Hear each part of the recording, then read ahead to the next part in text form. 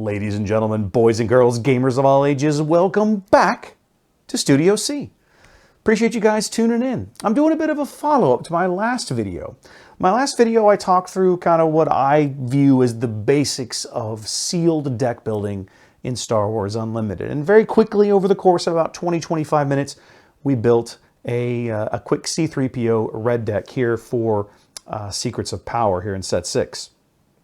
But one of the other skills that I want to continue to work on myself and hopefully share with you is the ability to maybe reevaluate a pool after you've looked at it for a minute. This is where I feel like if you're under time pressure, going the route of where my maximum options are is a safe play. But maybe you don't do so well in the first round, or maybe you drop a couple of games and you want to try again. Now, in a limited environment, you're required to take that first deck you had, and you have to play the first game of every match with it. But you can play a completely different deck if you want for games 2 and a possible game 3. So there's value in reevaluating a pool of cards beyond just simple numbers. And I did that with the pool of cards that we opened on camera last time. So let's take a quick look here and revisit things. So these cards are sorted. This is the exact 6-pack that I opened last time, but I've pulled out a different leader that I want to look at with this pool. I want to look at Jabba. And I specifically want to look at Jabba Green. Now, if you remember, I only had 5 blue neutral units, 5 green neutral units. I think I've got 4 villain blue and 3 villain green. I don't have a ton of units in this corner of the board. But I do have some plain villain units, and I have a few neutral units. And so I want to see if we can give this a shot. I'm going to try it anyway. And we're going to do it together. Maybe it's a failure, maybe it's not. I don't know, but I'm going to try it. So the first thing I'm going to do is clean up all the cards we won't be using, which is going to be all of this. Or at least won't be starting with anyway. Okay. So here's what I've got. So let's sort these by cost, and then we can start to get our head around things. Now, why did I specifically pick on Jabba a little bit? Like, why did I go back and look at Jabba? One of the reasons is one of the legendaries I pulled was the Kylo Ren's shuttle. Now, Kylo's shuttle it's an okay legendary. It's not amazing, but it isn't bad. And it does change the math on how Sentinels work. And there aren't a ton of Sentinels in this pool, but there's enough that it's worth investigating, in my opinion. And that's kind of what the purpose of this exercise is we're going to look at and consider some things. This is a 7, not a 6. We'll move him down here to his own stack. 3, another 6. We've got a bunch of 3s, a bunch of 3s. Not much in the way of 2s. Okay. So just straight up, if I pull every card that I have available for this color combination out of this pool, let's just count it up. 4, 5, 6, 7, 8, 9, 10, 11, 12, 13, 14, 15, 16, 17, 18, 19, 21, 2, 3, 4, 5. 25 units. That was always the goal. I said I wanted 25. Now, here's the catch. Some of these units are kind of crap. Like, this Inspector Shuttle is not a card that I want to have as a 1-draw, as a first turn play. Is it a bad card? Not necessarily, but it's not necessarily a great one, and it certainly isn't a great turn 1 play in a limited environment. I have really solid 3-drops here, so once I get off of the first turn, I feel pretty good about this, right? If I can land and stick my fancy legendary here in the pool, what do I have in the way of Sentinels? Well, each friendly ground unit with Sentinel gets 0-2. That would include my Ando guy, my Dogmatic Shot Squad, my Cruel Commandos, my 2-drop Lobot, possibly my Naboo Security Force.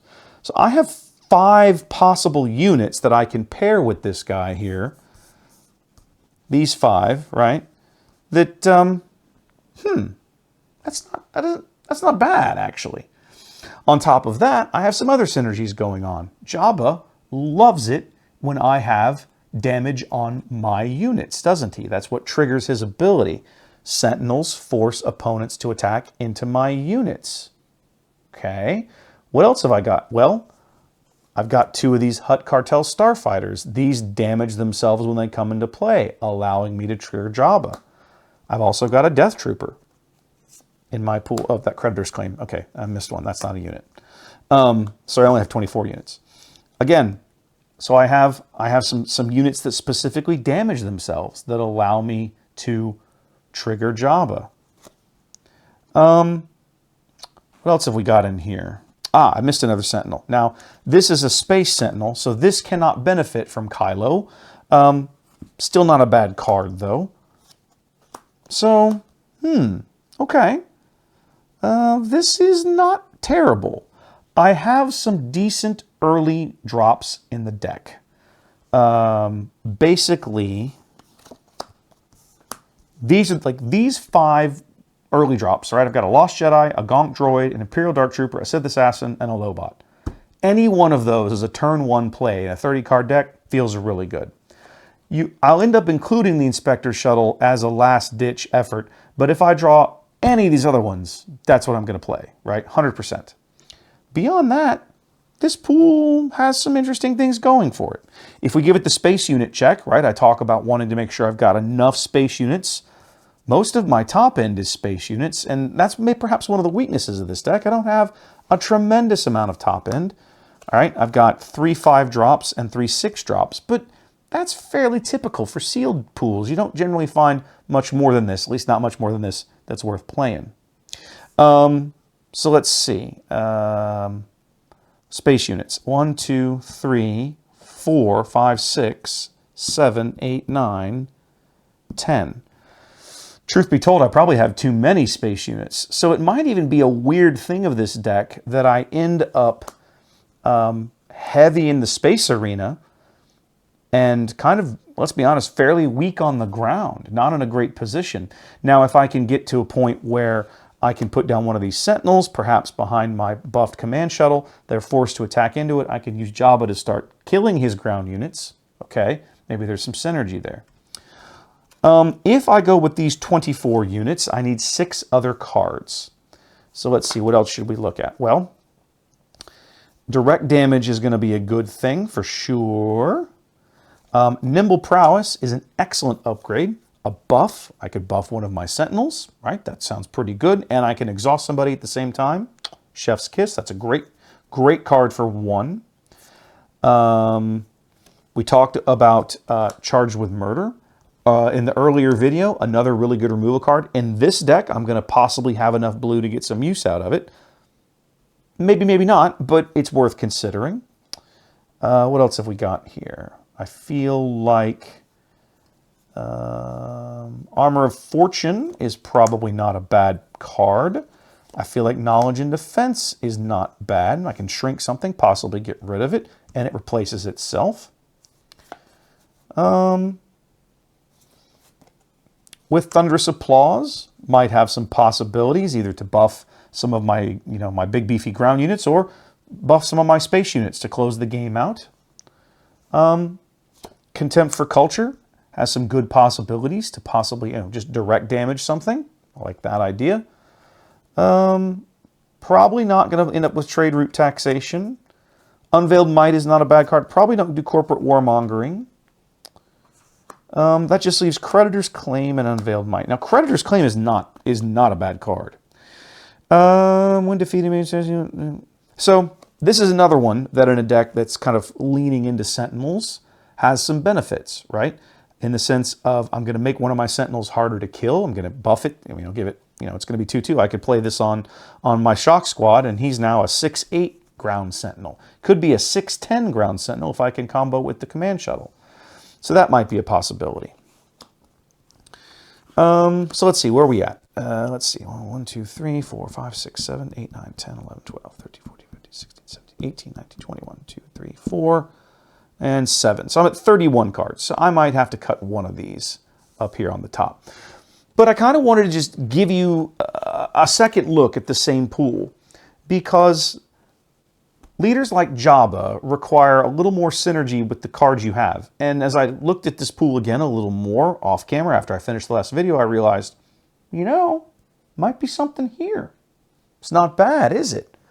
So when you're building a sealed pool, if you are unsure of your skills in that area and ability to read the cards, focus on trying to come up with a deck out of the largest mix of cards that you can.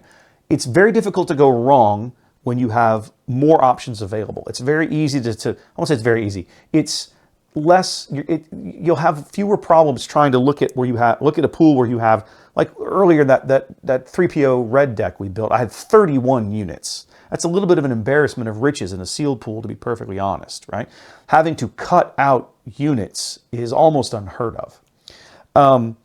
But that can help, like being able to easily identify quick statistical anomalies in a pool like that can help drive you in the right direction if you struggle with building decks. But as you get better at it and you do more of it, I would encourage you to, the first time you look at a pool, follow your gut, build what you built, right? Play it. But then maybe later on, in between rounds, after the tournament's over, pull that pool out again. Look at it again. See if you see something new, something different, something you might have missed. Chances are you didn't get it right the first time. Or I won't say didn't get it right. Let's say chances are you probably overlooked something the first time. Let's leave it at that. And you might find something else worth pursuing. You might not, but it's worth a second look, and to give you that ability to possibly show an opponent in a competitive event more than one look out of the same pool of 96 cards that you've got. Because, you know, after you play game one with whatever deck you register, you could have a completely different deck sitting in your back pocket ready to go for game two. Or if game one goes well enough, maybe you just repeat it. But maybe if game one doesn't, you pick up your alternate deck and you play that instead. Lots of possibilities. Sealed is a really interesting, unique challenge here in Star Wars Unlimited. Let's keep tackling it together. Come on into the comments, share your thoughts with me, and I'll see you guys at a future event.